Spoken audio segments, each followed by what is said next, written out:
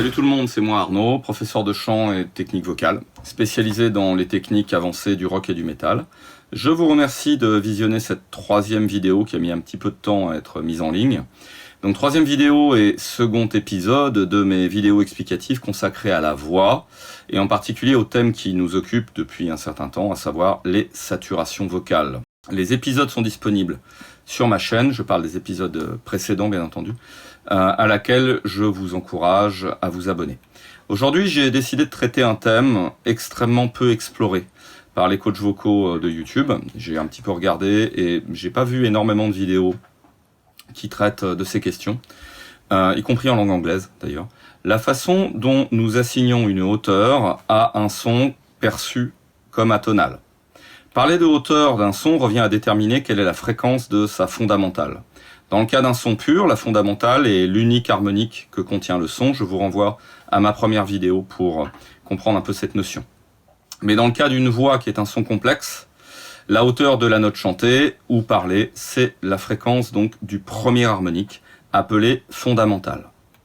Or, si le son est atonal, il ne contient pas a priori de note fondamentale perceptible et on ne peut pas en déterminer la hauteur. Dans le cas des saturations totales et atonales, il existe néanmoins une note fondamentale, mais elle est comme recouverte par le bruit. C'est le cas dans ces trois exemples de Fry Scream.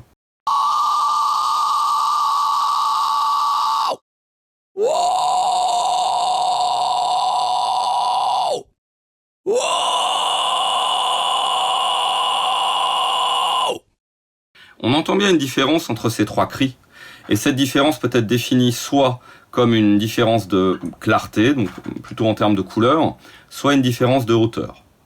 En effet, ce que je vais appeler ici la stratégie de phonation première, celle qui, si vous voulez, se trouve derrière l'effet de saturation, n'est pas la saturation, mais les registres, ici donc respectivement de flageolet, falsetto, poitrine, à des hauteurs de surcroît qui sont différentes.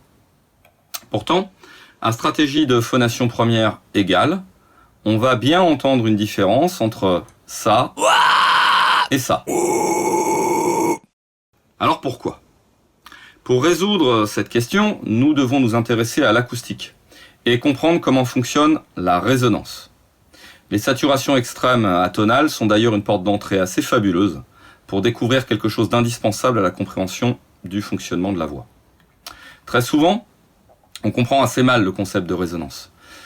J'ai vu des dizaines de vidéos et lu des dizaines de pages et eu aussi quelques heures de conversation à ce sujet, assez épais, où l'on explique la résonance comme on expliquerait la réverbération. Cela vient du fait que souvent on emploie le terme résonner comme on emploierait le terme être réverbéré. Par exemple, dans cette salle de bain, ma voix résonne particulièrement. La réverbération est le phénomène par lequel le son va avoir tendance à persister dans un espace après que la source du dit son ait cessé de l'émettre.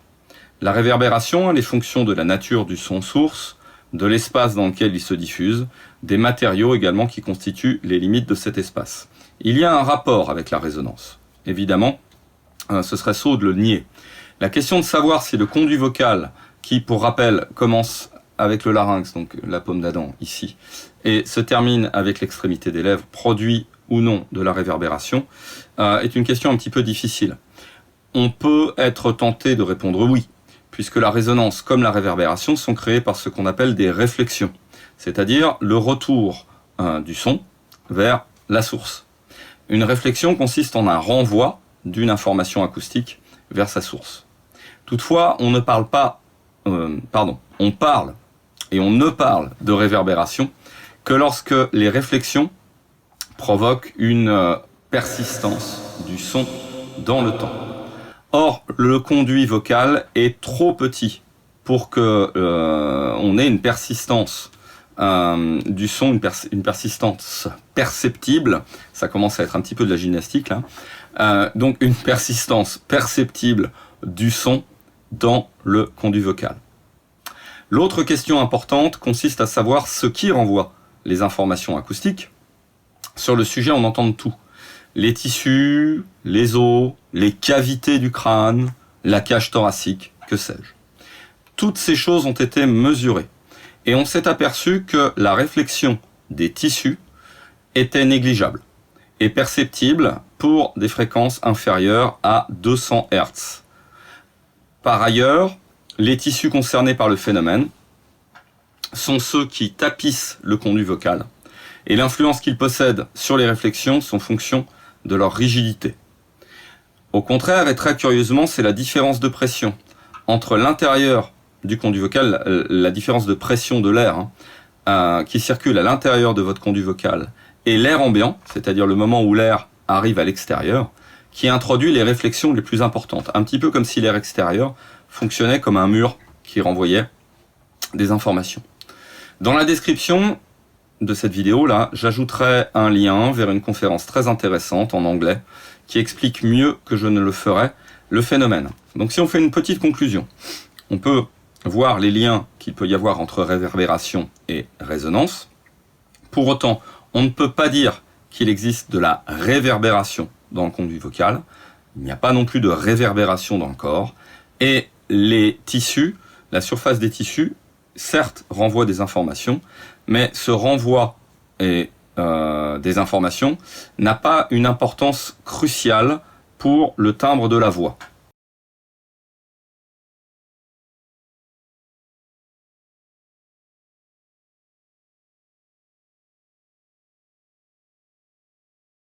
Ce que l'on sait aujourd'hui de l'acoustique vocale est que la forme adoptée par le conduit vocal est l'élément le plus déterminant de la résonance.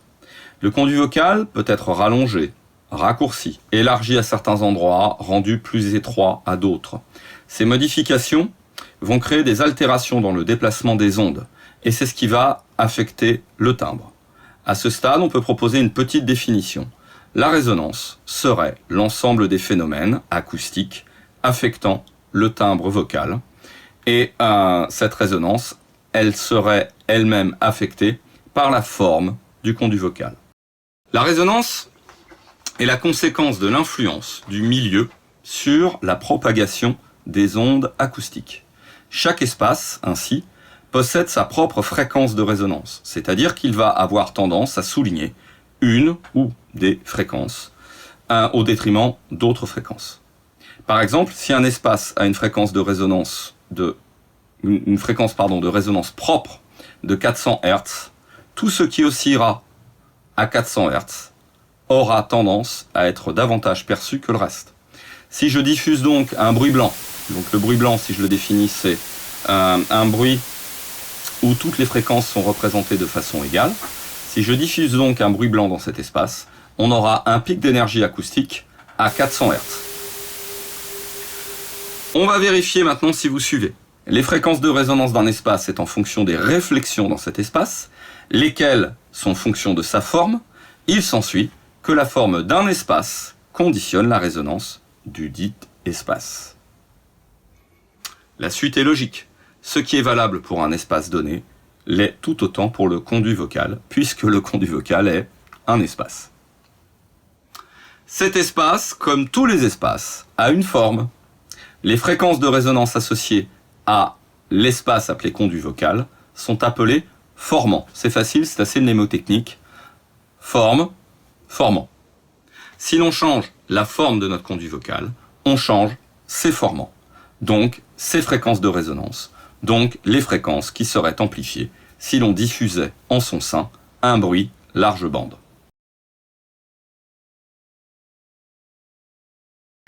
En fait, tous les êtres humains savent cela, parce qu'ils se servent de cette propriété acoustique pour parler, pour former des voyelles. Pour que l'on entende une voyelle, en effet, il faut plusieurs ingrédients. En gros, les cordes vocales de notre interlocuteur vibrent, l'espace de résonance booste ou souligne des bandes de fréquences étroites séparées par un intervalle. On perçoit cet intervalle entre ces pics acoustiques, comme on percevrait un accord sur un piano. L'aire de notre cerveau, chargé de traiter les informations linguistiques, l'aire de notre cerveau chargé de traiter les informations linguistiques décide de quelle voyelle il s'agit. Et le tour est joué.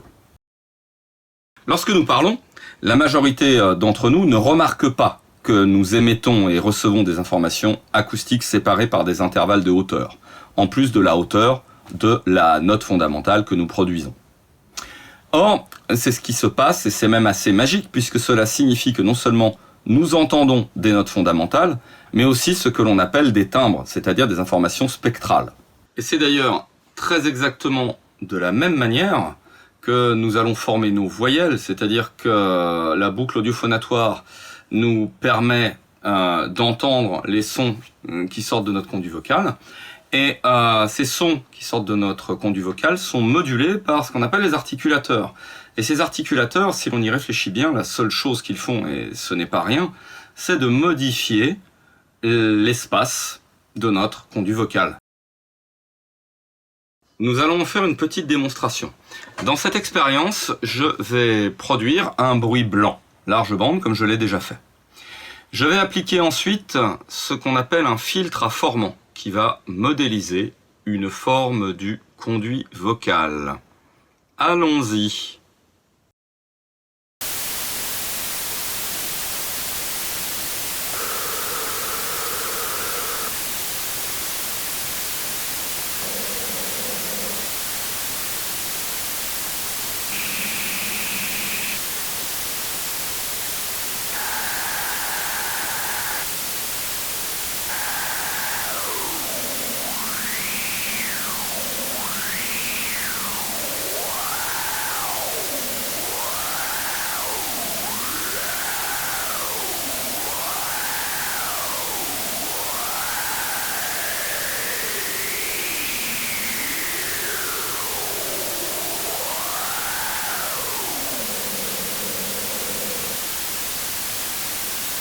Magique, n'est-ce pas?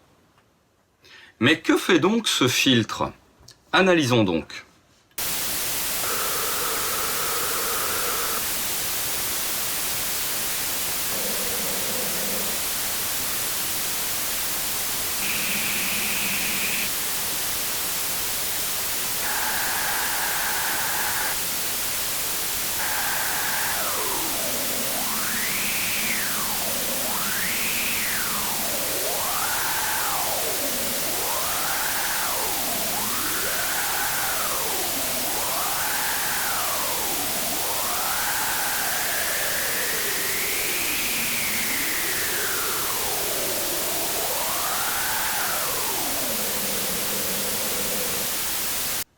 On voit deux crêtes de fréquence. Ce sont deux formants. Quand vous formez une voyelle, votre conduit vocal, je l'ai dit, change de forme et va donc changer ses fréquences de résonance. Quand vous produisez ainsi le son I, vous voyez bien que des choses, vous le remarquez en tout cas si vous ne le voyez pas, que des choses bougent à l'intérieur de votre conduit vocal, que certains espaces sont ouverts et d'autres plus refermés, plus étroits. Par exemple, toujours avec le I, l'espace entre le milieu de votre langue et l'arrière de votre palais dur, diminue. C'est de cette manière que vous manipulez les formants et que vous formez des voyelles. Pour entendre une voyelle, nous devons disposer de deux bandes de fréquences amplifiées par un intervalle.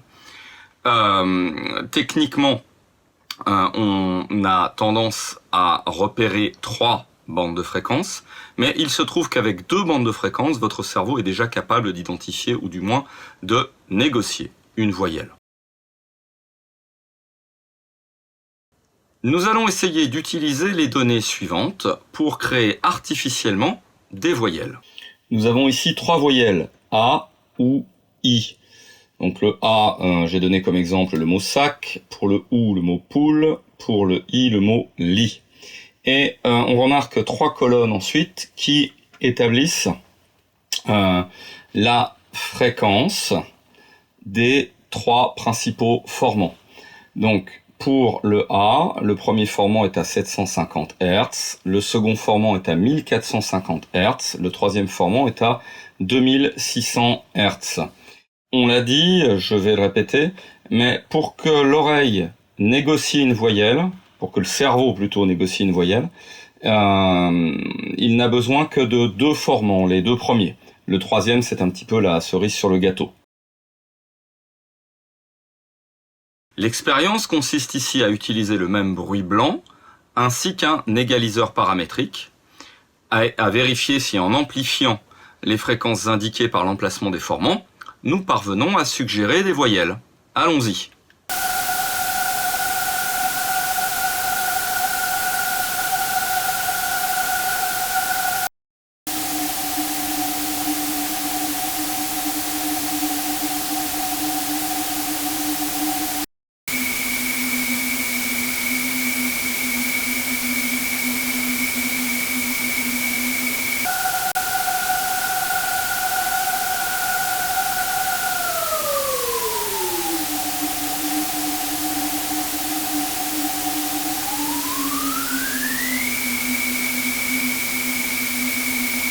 Intéressant, n'est-ce pas? Intéressant, certes, mais aussi insuffisant. D'abord parce que tout cela ne dit rien des saturations atonales, et c'était pourtant le sujet de cette vidéo. On va encore me reprocher de digresser, mais sans les éléments que j'ai portés ici à votre connaissance, il est quasiment impossible d'expliquer avec précision ce qui se passe lorsque l'on change de hauteur ou lorsqu'on travaille sur la perception des hauteurs dans les saturations atonales. Insuffisant également parce que j'ai oublié de mentionner une évidence, à savoir que les formants qu'on a isolés ici ont eux-mêmes une hauteur. Et que finalement lorsque l'on parle ou que l'on chante, si je produis par exemple une fondamentale sur une voyelle, eh bien on va entendre évidemment la note que je chante, mais nous allons avoir en surplus des informations spectrales de hauteur supplémentaires. Les informations fournies par les formants, c'est-à-dire par les voyelles.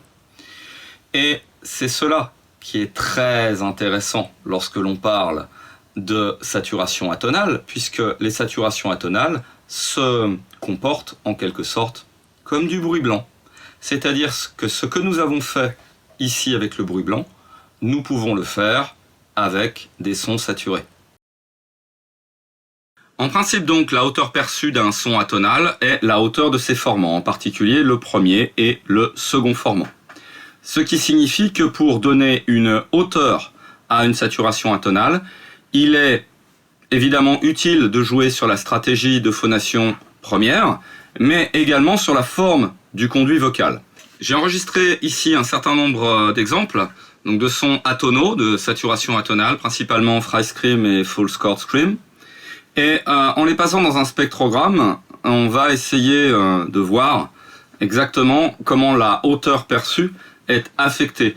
Et ça va être assez facile puisqu'il va être dessiné sur le spectrogramme dans l'immensité du bruit, des bandes de fréquences assez facilement identifiables qui nous permettent de comprendre pourquoi on repère une certaine hauteur dans ces sons qui, a priori, n'en ont pas.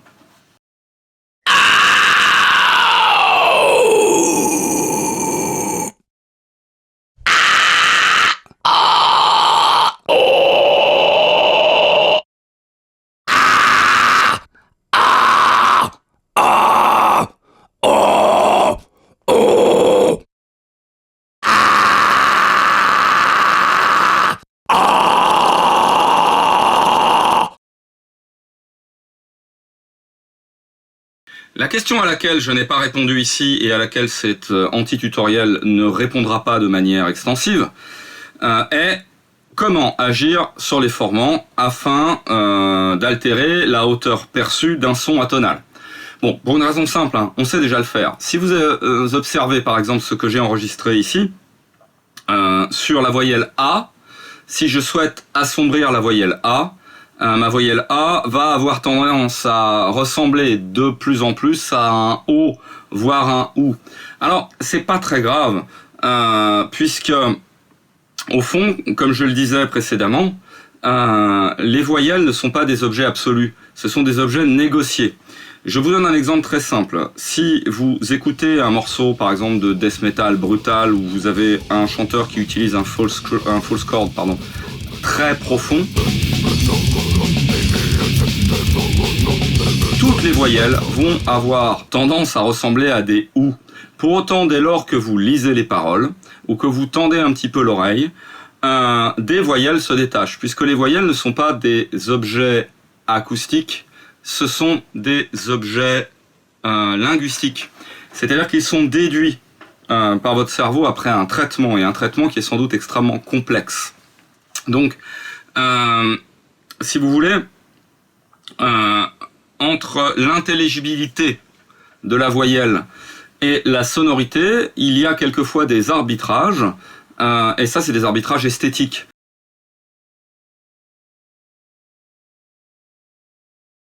La première résonance du OU est située plus d'une octave plus bas que celle du A, et la seconde quasiment une octave plus bas.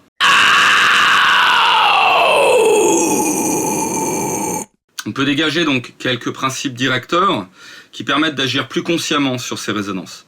En effet, on sait assez exactement quelles altérations du conduit vocal permettent de faire monter ou descendre les formants.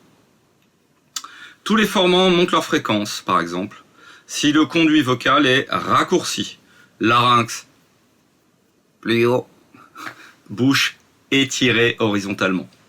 Tous les formants baissent leur fréquence, au contraire, si le conduit vocal est allongé, larynx bas, lèvres avancées. Et ça s'entend. Le premier formant monte si l'espace immédiatement périglottal est plus étroit et si l'orifice buccal est ouvert, comme dans le A. A l'inverse, il descend si l'espace périglottal est plus large et si l'orifice buccal est fermé. Ou. Le second formant monte si l'espace entre la langue et l'arrière du palais dur est étroit, et descend si cet espace est large. Donc par exemple dans le cas du I, la langue est plutôt haute et l'espace entre la langue et l'arrière du palais dur est étroit. I. Et à l'inverse, pour le OU, la langue est plutôt basse. Ou. Pour comprendre comment fonctionne le second formant, eh bien, je vais vous donner un petit secret, il suffit de siffler. En effet, la hauteur d'un son sifflé dépend de la hauteur du second formant. Cela étant dit, ces principes ne sont pas des absolus. En effet, il n'est pas toujours facile de séparer l'action de nos articulateurs, qui ont tendance à fonctionner ensemble. Le modèle que je donne ici permet de comprendre certains mécanismes liés à la perception de la hauteur des saturations tonales, mais la réalité du chant n'est pas aussi bêtement mécanique. Lorsque je bouge la langue, par exemple, la hauteur du larynx peut être affectée, ainsi que la forme du pharynx, etc. Tout dans le chant ayant tendance à être assez interactif, sachez juste que la compréhension des principes acoustiques ne dispense pas de faire ses propres expériences et d'ajuster son geste à soi-même.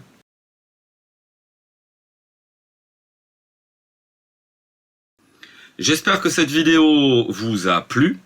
Encore une fois, n'hésitez pas à vous abonner à ma chaîne, à partager ce contenu s'il vous agrée, et à me faire part de vos questions et commentaires dans l'espace dédié à cet effet, c'est-à-dire dans les commentaires.